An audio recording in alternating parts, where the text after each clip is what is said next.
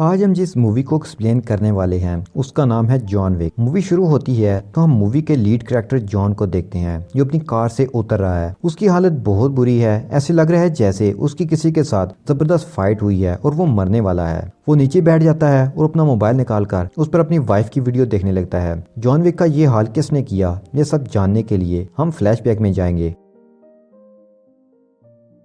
John hospital में है जहां उसकी बीवी बेड पर है। वो बहुत बीमार है और फिर वो मर जाती है। अगले सीन में हम जॉन को अपनी वाइफ के फ्यूनरल पर देखते हैं। वो बहुत दुखी है, सब लोग चले जाते हैं तो वहाँ मार्कस आता है जो कभी उसका अच्छा दोस्त था। मार्कस उसे कहता है कि मुझे हेलन यानी जॉन की बीवी का दुख है। उसे कहता है कि तुम्हें सब कुछ बुलाकर फिर से अपनी जिंदगी वहीं से शुरू करनी चाहिए जहाँ से छोड़ी थी। पुरानी जिंदगी में वापस आ जाओ। फिर जॉन घर आ जाता है। इतने में डोरबेल बजती है और उसे एक कोरियर मिलता है। वो उसे खोलता है तो उसमें एक लेटर और बॉक्स होता है। वो लेटर को खोलता है तो उसे देखता है कि ये उसकी वाइफ हेलन का है जो मरने से पहले उसने लिखा था।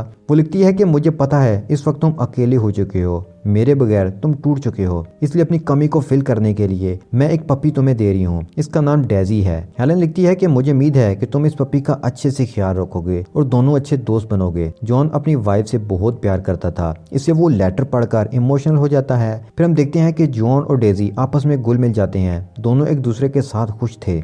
फिर जॉन अपनी पसंदीदा कार लेकर बाहर जाता है। वो एक पेट्रोल पंप पर पेट्रोल डाल रहा होता है कि एक आदमी आता है जो उसे कहता है कि मुझे तुम्हारी कार पसंद है, क्या मुझे बेचोगे? तो जॉन उसे रूडली जवाब देता है कि ये बेचने के लिए नहीं है, जाओ अपना काम करो। इस आदमी का नाम लोसफ होता है। वो गुस्सा करता है और जॉन से लड़ना चाहता है, लेकिन उसका दोस्त उसे जॉन से लड़ने से रोक देता है। फिर अगला सीन रात का है जहां जॉन अपने बेड पर सोया हुआ है। उसे सोते में अपने पपी के भौंकने की आवाज आ रही है और वो जाग जाता है। वो नीचे आता है तो देखता है कि वो ही दो गुंडे उसके घर में घुसे हुए हैं जो सुबह उसके साथ पेट्रोल पंप पर लड़ रहे थे। वो जॉन को बहुत बुरी तरह से मारते हैं और बेसबॉल बैट से उसे जख्मी कर देते हैं। वो उसकी गाड़ी चोरी करने आए हुए थे और उसे बदला भी लेने आए थे। वो उसकी गाड़ी भी ले जाते हैं और जाते हुए उसके डॉग को भी मार देते हैं। जब उसे होश आता है तो वो देखता है कि उसका डॉग मर चुका है। वो बहुत दुखी है और बहुत रोता भी है क्योंकि ये उसकी वाइफ की निशानी थी जो वो खुद उसे देकर गई थी। पहले तो वो डेजी को दफन करता है, फिर वो एरोलियो के पास जाता है क्योंकि जॉन जानता था कि उस गाड़ी को बेचने के लिए उन चोरों को किसी प्रोफेशनल की जरूरत पड़ेगी। वो एरोलियो को अपनी चोरी हुई गाड़ी की कहानी सुनाता है और बताता है कि इन चोरों ने जाते हुए मेरे पप्पी को भी मार दिया। एरोलियो और जॉन काफी अरसे से एक दूसरे को जानते थे, तो वो जॉन को बताता है कि लोसफ यहाँ आया था, उसने मुझे उस गाड़ी की नंबर प्लेट चेंज करने का बोला। एरोलियो को पता था कि ये जॉन की गाड़ी है तो वो इनकार कर देता है और लोसफ को पीटता है तो वो वहां से भाग जाता है। लोसफ रशियन माफिया के हेड का बेटा है। जॉन एरोलियो से उसकी कार लेकर चला गया। अब जॉन को पता था कि उसका टारगेट कौन है। इधर एरोलियो को रशियन माफिया के हेड वीगो की कॉल आती है। वो उसे पूछता है कि तुमने मेरे बेटे को क्यों मारा?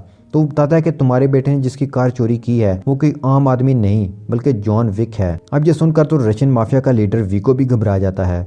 उसे पता चल गया था कि अब तूफान आने वाला है। वो डर गया था। वीगो फोन बंद करता है और अपने बेटे को बुलाता है। वो उसे पूछता है कि तुमने किसी का चोरी की है? तो वो कहता है कि हाँ मैंने की है। तो वीगो उसे पेट में घूंसा मारता है और कहता है कि तुम्हें पता है कि वो कौन है? तो लोसफ गुस्से से पूछता है कि ये जॉन विक है कौन, क्या बिगाड़ लेगा मेरा?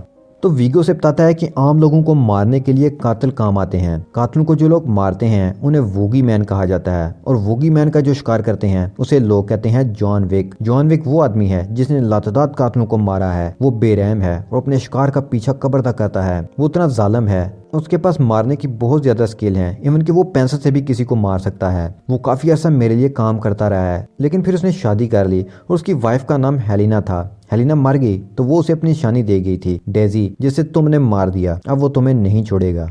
वीगो अंडरवर्ल्ड डॉन है, इसलिए वो अपने बेटे को बचाने के लिए हर मुमकिन कोशिश करता है। इधर जॉन अपने घर का फर्श तोड़ आता है। वो वहां से गन्स निकालता है जो बहुत मुख्तलिफ और एडवांस और यूनिक थी, साथ में गोल्ड कॉइन्स भी।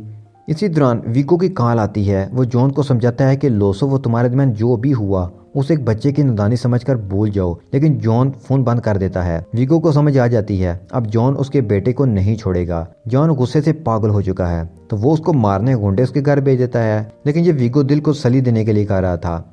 भला आम गुंडे जॉन से क्या फाइट करते। जॉन उन सबको एक एक करके मार देता है। फिर अंडरवर्ल्ड की दुनिया की एक टीम आती है जो लाशों को ठिकाने लगाती है और हर लाश के बदले एक सोने का कॉइन लेते हैं। फिर वेगो मार्कस के पास जाता है जो जॉन की तरह काम करता था, लेकिन अब वो ये काम छोड़ चुका था। वेगो उस जॉन को मारने का कहता है, लेकिन वो उसे मना कर देता है। फिर जॉन एक होटल में जिसका नाम कॉन्टिनेंटल होटल था वहां जाता है। इस होटल में हर तरह का माफिया होता है, एक ही छत के नीचे दोस्त भी दुश्मन भी आपको सब मिल जाते हैं। लेकिन इस होटल के कुछ रूल्स थे जिन्हें सब फॉलो करते थे। इस होटल में आप गोली नहीं चला सकते थे, ना किसी को मार सकते थे, ना बदला ना दुश्मनी। इसलिए जॉन इस होटल में अपना एक रूम बुक कर लेता है। उसके साथ एक लड़की उसे घूरती हुई आगे जाती है जिसका नाम परकनेस होता है। यहाँ जॉन की मुलाकात विंस्टन से होती है जो इस होटल का मालिक है। विंस्टन जानता है कि जॉन कत्ल का काम छोड़ चुका है। अगर वो इस होटल में आया तो यकीनन कुछ बहुत बड़ा फटा हुआ है। जॉन उसे बताता है कि इस बार झगड़ा मेरी जाती दुश्मनी का है, इसलिए मैं इस मामले को अकेले ही हैंडल करूंगा। विंस्टन उसे लोसिफ का पता बता देता है। वो उसे बताता है कि इस वक्त लोसिफ टाउन बर्गर्स नाम के होटल में मिलेगा। जॉन तैयार होकर टाउन बर्गर्स होटल में पहुंच जाता है। वहां जाते ही वो कुछ आदमियों की अच्छी तरह से धुलाई करता है। ये देखकर वहां मौजूद गैंगस्टर उस पर अटैक कर देते हैं, लेकिन जॉन अकेले उन सब के लिए काफी था।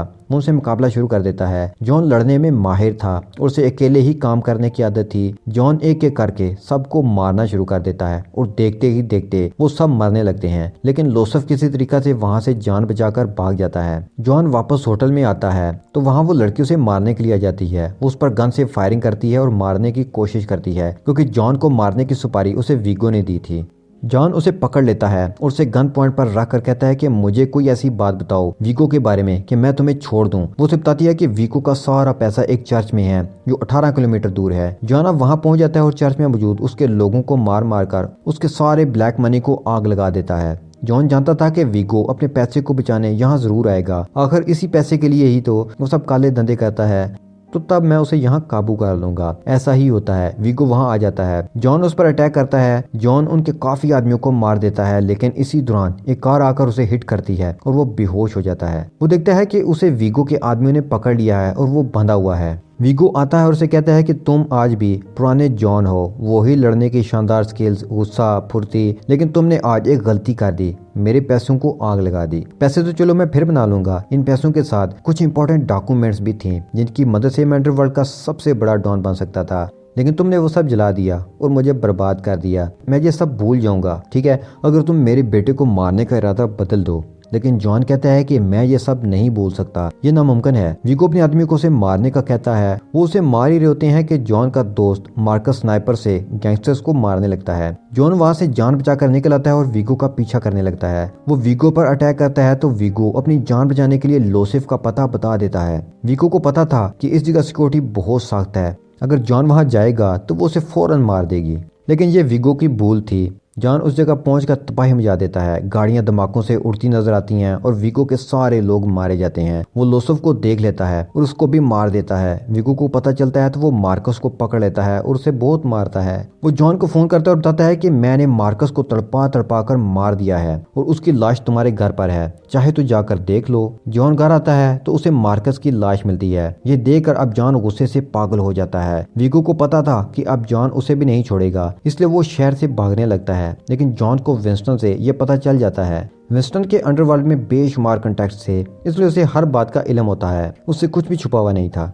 जॉन इसका पीछा करता है और यहाँ बहुत बड़ी फाइट होती है। वीगो उसे फाइट बैक करता है, लेकिन जॉन उस पर भारी पड़ता है और उसे बहुत मारता है। उसकी जान भी ले लेता है। फिर वहां से निकल वो छुपने के लिए वो एक शेल्टर में आता है। वो कुछ मेडिसिन और इंजेक्शन लेकर खुद को हील करने की कोशिश करता है, क्योंकि वो बहुत जख्मी हो चुका था। वहां उसे कुछ डॉग्स मिलते हैं। वो एक केज खोलकर वहां से एक पिटबुल को निकाल कर साथ ले जाता है। यहीं पर जॉन विक पार्ट 1 की एंडिंग हो जाती है।